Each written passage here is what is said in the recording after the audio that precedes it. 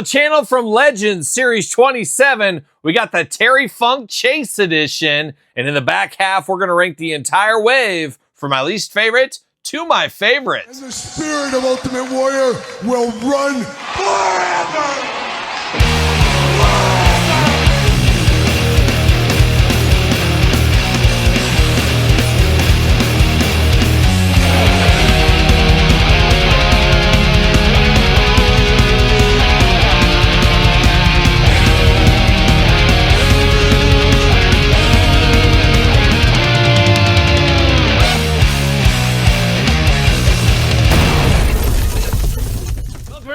Kyle here, and welcome back to the channel for an extra special unboxing and review, as today we got one of my most wanted figures of all time with Terry Funk Legends Series 27, the Chase Edition. And then in the back half, we're going to rank the entire wave from my least favorite to my favorite. So stay tuned for that as well. And of course, if you're looking for Legends 27, better hit up Target, but for everything else under the sun, hit up Ringside Collectibles. Use discount code Kyle. Save yourself 10%. Got to get a deal out there. Now, these have been showing up at Mattel Creations, and normally I would wait for a series like this to hit Target. Usually there's red card savings, things like that to be had. However, Legends 27, I will say, one of the absolute strongest Legends sets of all time. That's me personally, that's my opinion, but you give me a Terry Funk regular, a Terry Funk Chase, a first time smoking guns in the Elite line, the Undertaker in the Biker Taker persona, and then you throw in the Great Muta. Chef's kiss right there. Going to be very difficult to rate this whole set later on in this video here. But this one, extra special to me. I have wanted this figure for years, decades at this point here, as this is Terry Funk, the Chase Edition, but it represents my favorite match, if not my second favorite match. Warrior Hogan, obviously WrestleMania 6, very important to me, but equally important is Ric Flair versus Terry Funk, the I Quit match, of course, from back in the day in WCW, the NWA days, I should say.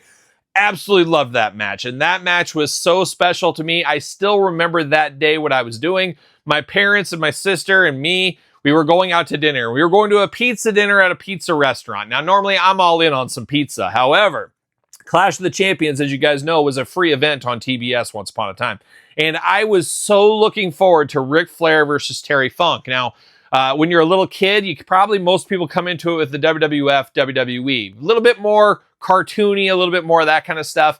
Until I started watching the NWA, my eyes weren't open to that wasn't just how wrestling was. This is what got me involved in the blood, the guts, the everything else, all the extreme elements, and then the more wrestling elements there. Not everybody was larger than life over the top. Now, Ric Flair and Terry Funk, pretty different spectrum than Hulk Hogan and Ultimate Warrior. So this era and this lead up to the I Quit match really changed my thought process, being a little kid under 10 years old even, about how wrestling operated and how wrestling worked. And Terry Funk was my guy from the minute I saw him.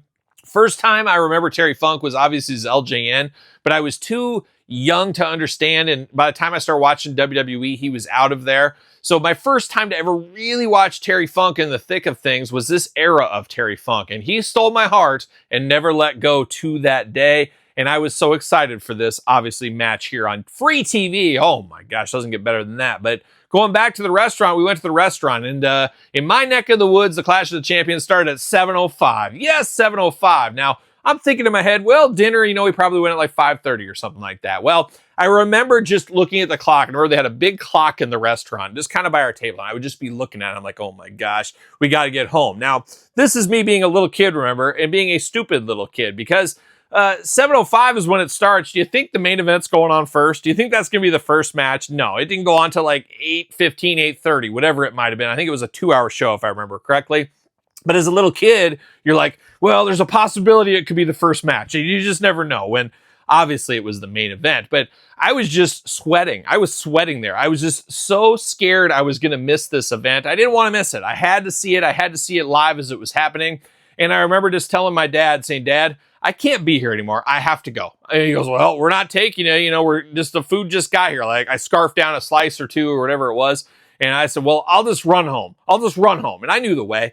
Luckily, it was on a bike path that kind of careened around my house, so I knew the way, but I immediately sprinted out of that restaurant, and I don't know, it was probably a mile. And when you're a little kid, running a mile is no big deal. That's no big deal. and I just directly sprinted all the way home. Now, it would have been great. I should embellish the story, Todd McFarlane. That's what I should do. You know, don't let the truth get in the way of a good story. I should say, then the door was locked, the windows were locked, so then I got a big rock and I threw it through the window so I could sneak myself in, and then in the process, cut my arm, had to get 16 stitches. No big deal, but I taped it up, glued it up, and waited till after the clash to get those stitches. That's what I should have said, but wasn't that dramatic. I think I just walked in the front door and ran to the TV, turned it on, and sat there and said, oh, whew, I didn't miss it. I didn't miss it. But I'll never forget that night, that I Quit match. First ever I Quit match I saw. Funk and Flair, absolute majestic in the ring. Just so many great memories of that feud. Great memories of really solidifying my fandom as a wrestling fan around that one there. So commence story time with Kyle. Let's get down to this Terry Funk chase.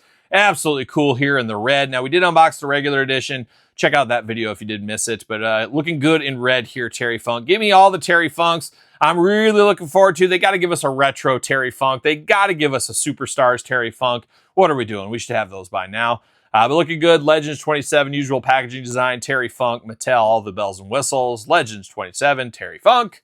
Terry Funk. And then on the back, of course, Terry Funk. And then the cross sell down below. We're unboxing all these on the channel. Check out the reviews. Of course, going to rank them all here later in this video. Tail of the tape, got the blurb. Let's see what it says about our friend Terry Funk. Titles, world champion of Kyle's heart. In 1989, the man from the Double Cross Ranch double-crossed Ric Flair after the Nature Boys doubted Funk's readiness for a title shot. The Funker finally got his opportunity at the year's Great American Bash and put on a barn burner that's considered one of the greatest matches in the illustrious career of both legends. Personally, once again, I prefer the I Quit match between the two, but I go both ways. I go both ways, Todd McFarlane.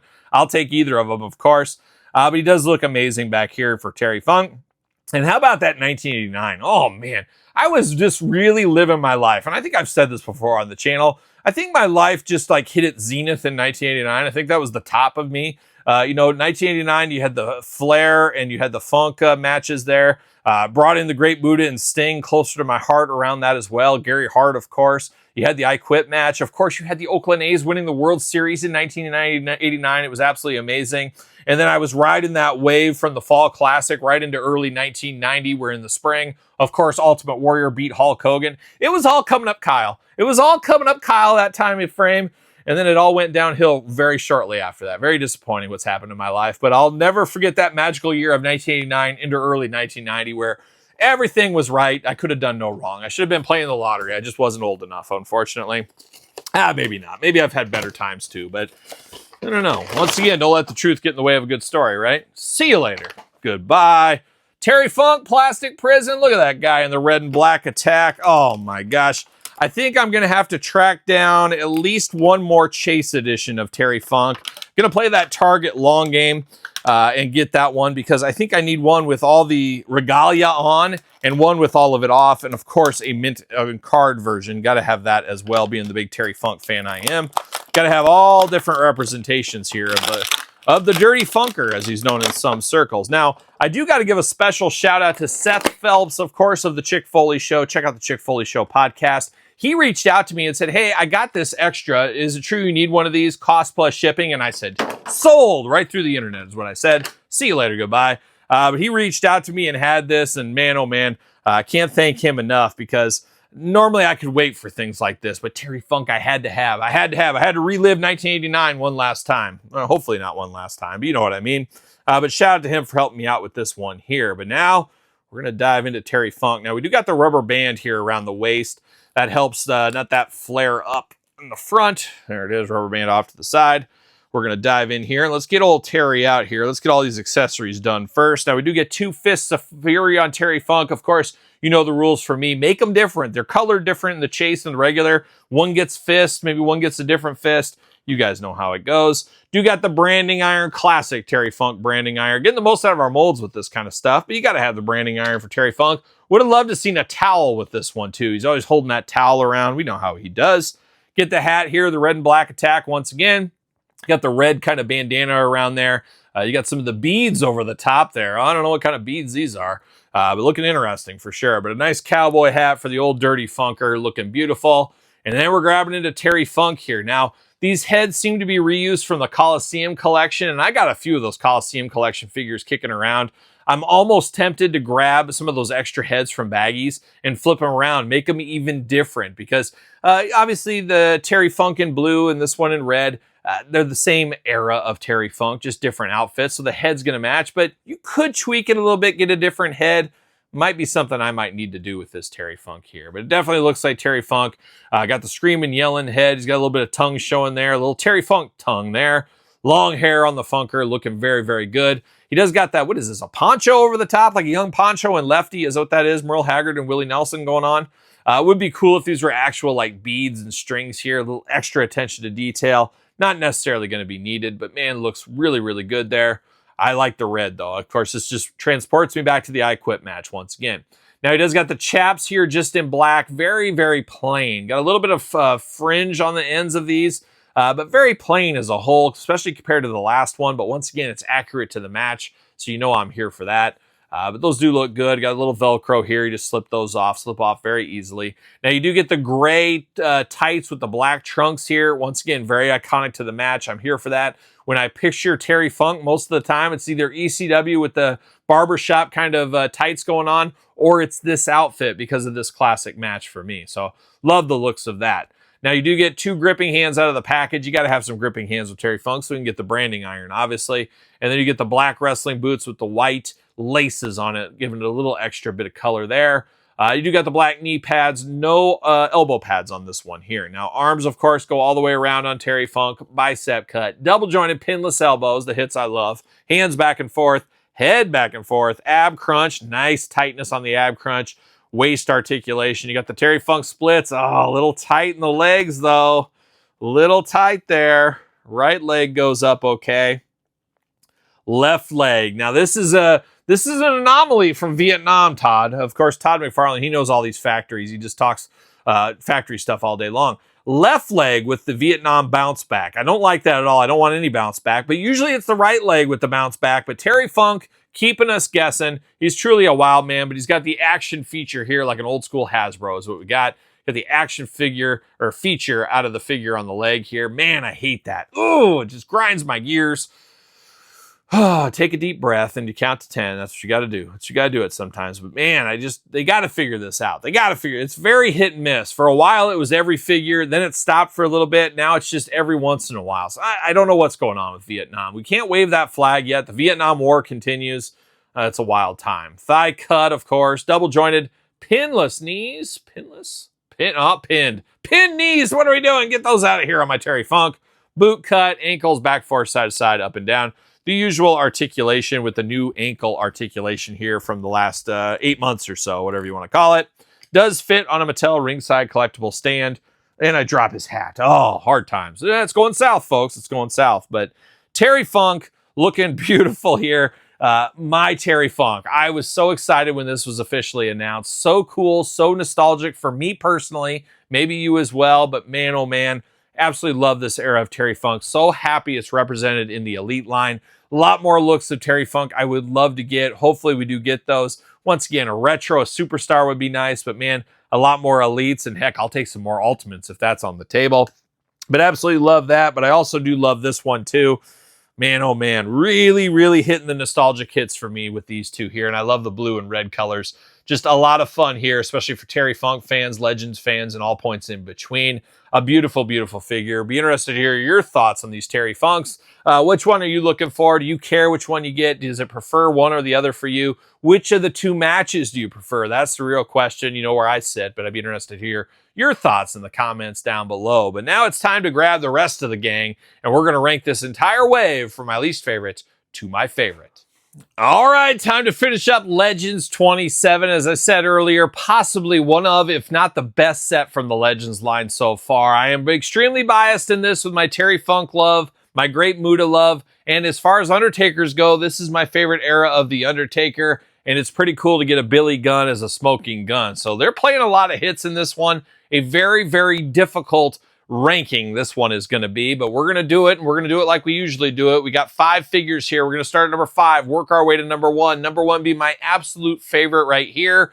And of course, this is my list, so you know it's 100% right. But your list also could be 100% right. Put it in the comments down below.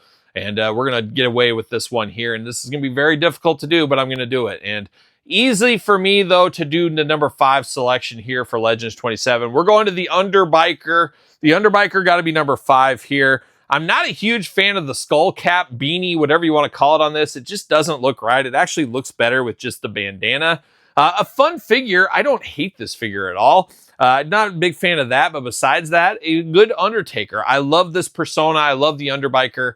A big part of his career that obviously most people don't prefer, but I do. Maybe I'm one of the weird ones. There's a few other people that said in the comments they prefer this era, but obviously most are going to prefer the Dead Man persona, but I like this one. But it's coming in an easy number 5 here for me today. But now we get a little bit tougher here.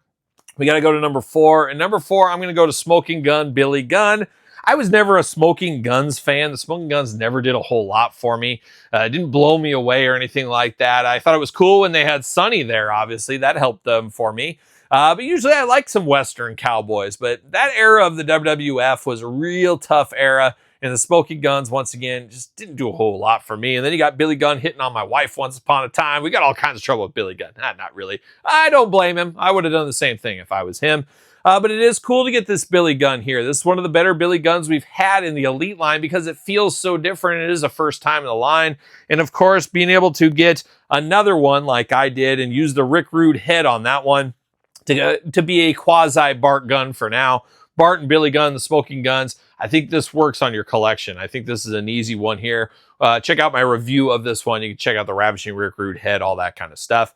But that does give it a little bit of extra pizzazz, if you ask me. Still a cool figure, but man, that tells you how good this line is, where the Billy Gunn is going to be number 4. But now things get really difficult down here to the top 3. 2 of my all-time favorite performers. I've said it before about the Great Muta. He just stole my heart as a little kid. We had never seen anything like that. You throw face paint on a guy, and then he sprays the poison mist and stuff. Little kids like myself were eating that up. We were all in, and his feud with Sting was just an absolute game changer for me as a little kid. So I loved Great Muta. I saw a lot of the stuff in Japan, but not all of it. I couldn't keep up with all of it, obviously.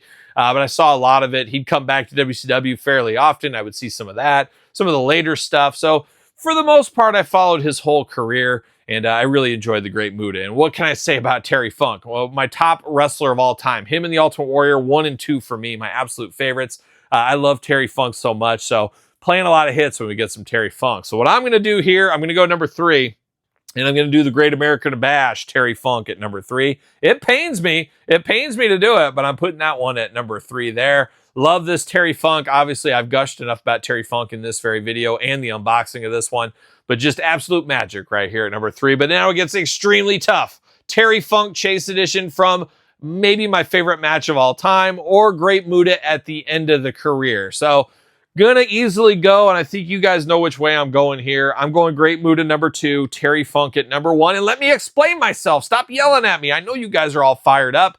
I understand the overwhelming majority of people ranking these are going to put Great Muta at number 1. I get it. Face paint. I'm a sucker for it too. But Terry Funk's my favorite wrestler. This is my favorite Terry Funk match. I'm pretty sure. Yeah, I'm going to go. I'm going to go with this. My favorite Terry Funk match of all time. And that's special. To get this in the action figure variety, get this as the Chase Edition, this is a special figure. Now, I'm not happy about the left leg Vietnam disaster on this one, I'll tell you that much. But this one is something I've wanted forever. I love Terry Funk. He's my favorite. It makes sense. For me personally, that's why it's my list that this is number 1. But Great Muta at number 2. Now, if this was more of a classic Great Muta from the late 80s in the NWA, maybe we'd have a different story right here. If they gave him that really cool green face paint with the black pants or something, it could have been a little tighter. I don't think it would have changed anything. Now, this Muta is absolutely amazing, but it is late in the career Great Muta. And this is where I said I wouldn't say I fell off. I was still watching it, but I wasn't watching everything. And this is his match against Shinsuke Nakamura, which is pretty cool. We compared those. Check out that video of this one here. I do like it a whole lot. I love it a whole lot, obviously. But I think at the end of the year when we rank all of our Great Mutas, I don't think this will be my number 1 Great Muta figure. We'll see. We're going to do a Great Mutas ranking at the end of the year with the superstars, the elites, the ultimates, and all that kind of stuff. This one is special. It is very toyetic. It is very next level. It just can't beat up Terry Funk for me. It just can't do it, but it's close. It's close. So there it is, my Legends 27 set rankings. Absolutely amazing set here. I would love it if every single set was like this. Extremely hard to rate. Extremely happy to get every one of these figures in my collection. A lot of wins right here. Can't wait to see some of the more sets in the future. And as I'm filming this, San Diego Comic-Con just a couple of weeks away. I don't think the Click set's going to take this one for me. It's not going to overpower it or anything like that. It's just going to be one of those sets that's there for me personally. But man, oh man, I'm hoping to see some bangers here carrying out. We know Demolition, Mr. Fuji are around the corner. We got to think King Kong Bundy, Tito Santana's. A lot of talent signed over the last couple of months that is going to be a nice injection of poison into the Legends line here at the end of 2025 and into 2026. So very excited for this line. Can't wait to see what we see at San Diego Comic-Con. But this is how I'm going to rank Legends 27. So once again, I'm going to ask you, how's your set look? What's your set rankings look like? Let me know in the comments down below. Of course, you made it this far. Don't forget to like the video. Subscribe to both my YouTube channels. Check out Patreon YouTube channel memberships for bonus content, even more content, your best way to support the channel. SirPaul64 on the X, _Kyle_Peterson on Threads, Instagram, TikTok, TheKylePetersonShow at gmail.com. My new podcast where we talk about Terry Funk every week. Maybe sometimes. Terry Funk should be a guest on the show. And unfortunately, you can't have that. But maybe action figure Terry Funk could be a guest. We'll see. But check out The Kyle Peterson Show wherever podcasts are found, videocast on YouTube. So for Legends 27, I'm Kyle. See you guys all real soon. Well, are we going to dance or are we going to play?